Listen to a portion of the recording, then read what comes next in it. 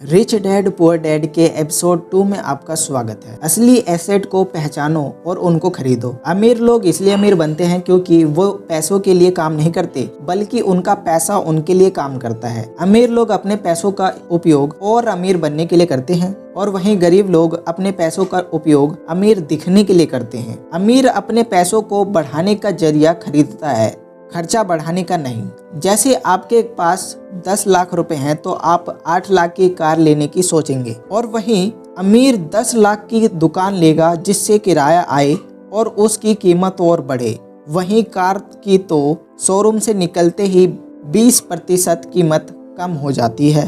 अमीर लोग अपनी पूरी इनकम को लग्जरी और लायबिलिटी में खर्च करने की बजाय कुछ पैसों को बचाकर हर महीने अलग अलग एसेट में निवेश करते हैं। अब हम रॉबर्ट की कहानी पर वापस आते हैं। रिच डैड ने एक दिन लड़कों को अपने पास बिठाकर ये समझाया कि अमीर आदमी सदैव एसेट को खरीदता है और कम पैसे वाले लोग हमेशा एसेट को एक्वायर करने के भरोसे लायबिलिटी खरीद लेते हैं।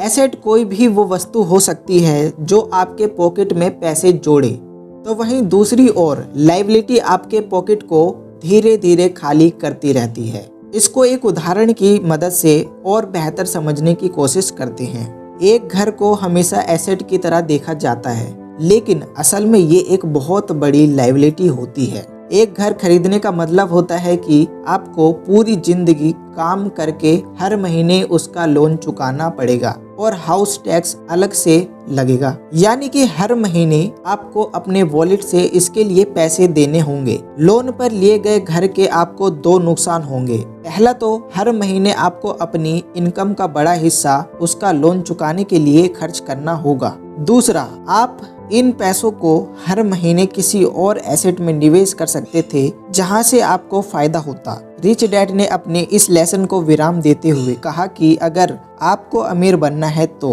असली एसेट को पहचान कर उन्हें ज्यादा से ज्यादा खरीदने का प्रयास करते रहो। वहीं अगर आप लायबिलिटी खरीदते रहेंगे तो जिंदगी में पीछे ही रह जाएंगे। इसलिए अपनी लायबिलिटी और खर्चों को कम करने की कोशिश करो और उन बचे हुए पैसों को एसेट में निवेश कीजिए, ताकि आपके पैसे आपके लिए काम करें और आपको प्रॉफिट कमा कर दें, ना कि आप पैसों के लिए काम करके दूसरों को प्रॉफिट कमा के दें। Subscribe for part 3।